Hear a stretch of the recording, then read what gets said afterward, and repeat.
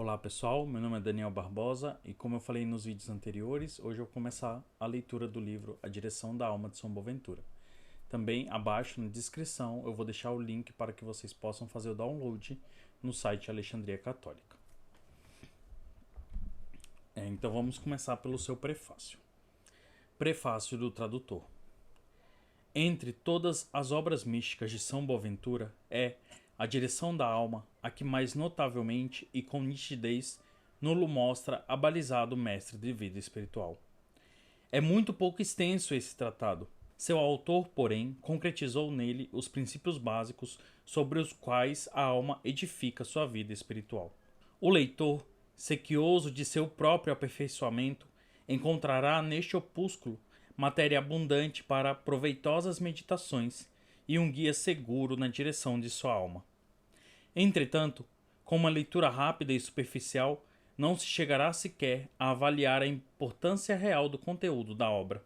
Mas quem, pousadamente, a saboreia e estuda, certifica-se que o doutor seráfico expõe com mão de mestre, embora sucintamente, como a alma deve haver-se para com Deus e para com o próximo, o que quer dizer nas suas relações mais importantes e graves. A alma, então, terá em si uma base sólida, sobre a qual poderá edificar. Se nutre de Deus uma ideia altíssima, piíssima e santíssima, e se abraça a lei de Deus com humildade, devoção e pureza. As faltas a alma as refaz pelo arrependimento, pelo santo temor e santo desejo. Na convivência com o próximo, devem resplandecer a modéstia, a justiça e a piedade, em suas diversas formas. É este o resumo da lição eficientíssima do presente opúsculo. Segundo o prólogo do Códice, conservado no Vaticano, São Boaventura escreveu este tratado para a princesa Branca, filha de São Luís, rei da França, casada com Fernando, filho de Afonso X da Espanha. A direção da alma de São Boaventura. Antes de tudo, minha alma, é necessário que do bom Deus faça uma ideia altíssima, piíssima e santíssima. A isto chegarás por meio de fé inabalável, meditação atenta e lúcida intuição repassada de admiração. Altíssima será a ideia que fazes de Deus, se fiel, piedosa e claramente crês, admiras e louvas seu poder imenso, que do nada criou tudo e tudo sustenta, sua sabedoria infinita que tudo dispõe e governa, sua justiça ilimitada que tudo julga e recompensa, e se, saindo de ti e voltando de novo e elevando-te acima de ti, com todas as verás cantando como profeta. Regozijaram-se as filhas de Judá pelos teus juízos, Senhor, porque tu és Senhor, altíssimo sobre toda a terra, tu és sobremaneira exaltado sobre todos os deuses. A ideia que fazes de Deus será piíssima se admiras, abraças e bendizes a sua imensa misericórdia, que se mostrou sumamente benigna em tomar a nossa natureza humana e mortalidade, sumamente terna em suportar a cruz e a morte, sumamente liberal em mandar o Espírito Santo e instituir os sacramentos, principalmente comunicando-se a si mesmo liberalissimamente no sacramento do altar, para que de coração possas cantar as palavras do Salmo. Suave é o Senhor para com todos, e as suas misericórdias são sobre todas as suas obras. A ideia que fazes de Deus será santíssima, se consideras, admiras e louvas a sua inefável santidade e o proclama como os bem-aventurados serafins. Santo, santo, santo. Santo quer dizer, em primeiro lugar, que possui ele a santidade em grau tão elevado e com tanta pureza que lhe é impossível querer ou aprovar coisa alguma que não seja santa. Santo, em segundo lugar, por ele amar a santidade nos outros, de forma que lhe é impossível subtrair os dons da graça ou negar o prêmio da glória aos que na verdade conservam a santidade. Santo, em terceiro lugar, por ele aborrecer tanto o contrário da santidade que lhe é impossível não reprovar os pecados ou deixá-los impune. Se dessa forma pensas com Deus, cantarás com Moisés, o legislador da antiga lei. Deus é fiel e sem nenhuma iniquidade, justo e reto. Depois, dirige o teu olhar sobre a lei de Deus, que te manda oferecer ao Altíssimo um coração humilde, ao Pieíssimo um coração devoto, ao Santíssimo um coração ilibado. Um coração humilde, digo, deve oferecer ao Altíssimo, pela reverência no espírito, pela obediência nas obras, pela honra nas palavras e nos atos, observando a apostólica regra e doutrina. Faze tudo para a glória de Deus. Um coração devoto deve oferecer ao Pieíssimo, invocando em orações fervorosas, saboreando doçuras espirituais, dando muitas graças para que a tua alma sempre mais a Deus ascenda pelo deserto como uma varinha de fumo composto de aromas de mirra e de incenso. Um coração ilibado deve oferecer ao Esposo Santíssimo, de maneira que não reine em ti, nem nos sentidos, nem na vontade, nem nos afetos, algum prazer em deleites desordenados, desejo de coisas terrenas, nenhum movimento de maldade interna, e assim, livre de toda mácula do pecado, possas cantar com o salmista. Seja imaculado meu coração nas tuas justificações, para que não seja confundido. Reflete, pois, diligentemente, e vê se tudo isto observaste desde a juventude. Se a consciência te afirmar, não o atribuas a ti mesmo, mas à mercê de Deus, e rende-lhe graças. Se, porém, achares que uma ou mais vezes num ponto ou em alguns, ou talvez em todos eles faltaste grave ou levemente, por fraqueza, por ignorância ou com pleno conhecimento, procura reconciliar-te com Deus com gemidos inexplicáveis. E para lhe mostrar a emenda, reveste-te do espírito de penitência, para que possas cantar com o salmista penitente. Porque preparado estou para os açoites, e a minha dor está sempre diante de mim.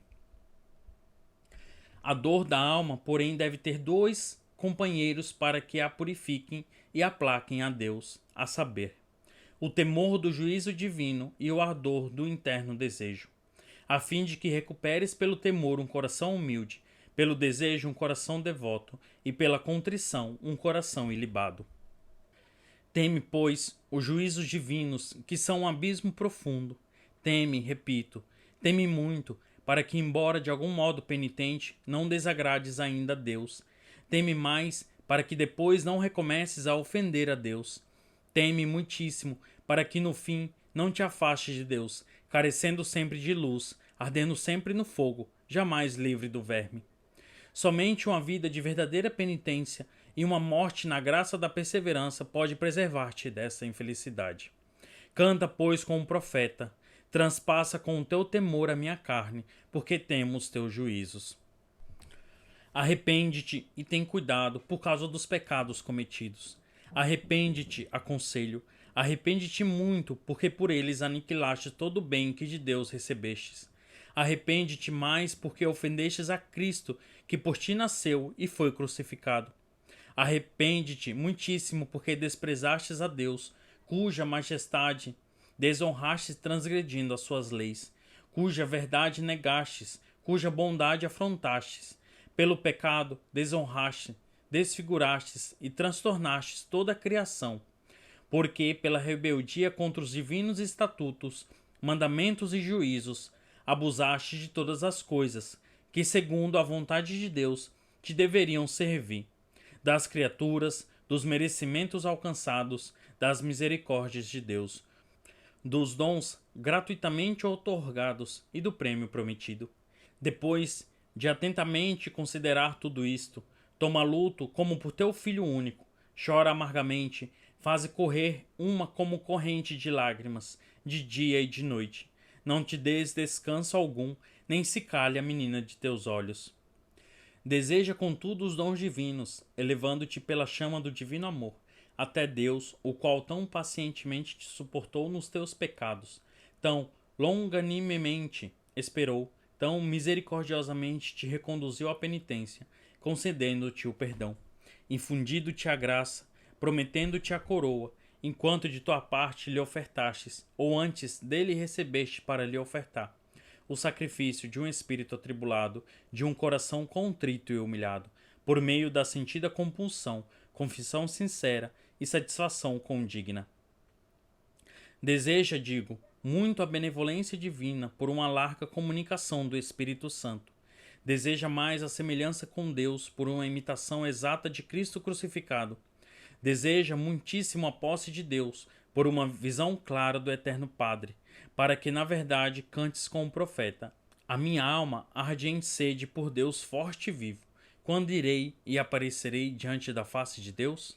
Ora, para conservar em ti este espírito de temor, de dor e de desejo, exerce-te externamente numa perfeita modéstia, justiça e piedade, a fim de que, segundo escreve o apóstolo, renunciando à impiedade e às paixões mundanas, vivas sóbria, justa e piedosamente neste século. Exerce-te numa perfeita modéstia, para que, segundo a doutrina do apóstolo, a tua modéstia seja conhecida por todos os homens. Exerce-te primeiro na modéstia da parcimônia, no comer e no vestir, no dormir e vigiar, no recreio e no trabalho, não excedendo a medida em coisa alguma.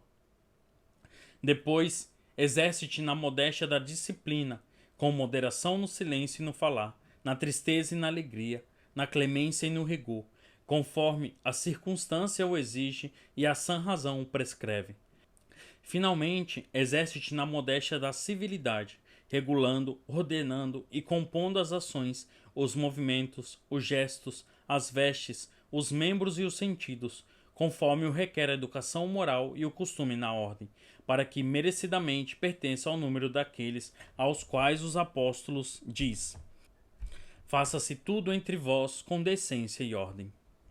Exerce-te também na justiça, para que te sejam aplicáveis as palavras do profeta. Reina por meio da verdade, na mansidão e na justiça.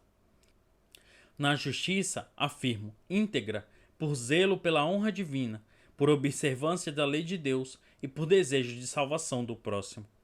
Na justiça, regulada pela obediência aos superiores, pela sociabilidade aos iguais, pela punição das faltas dos inferiores.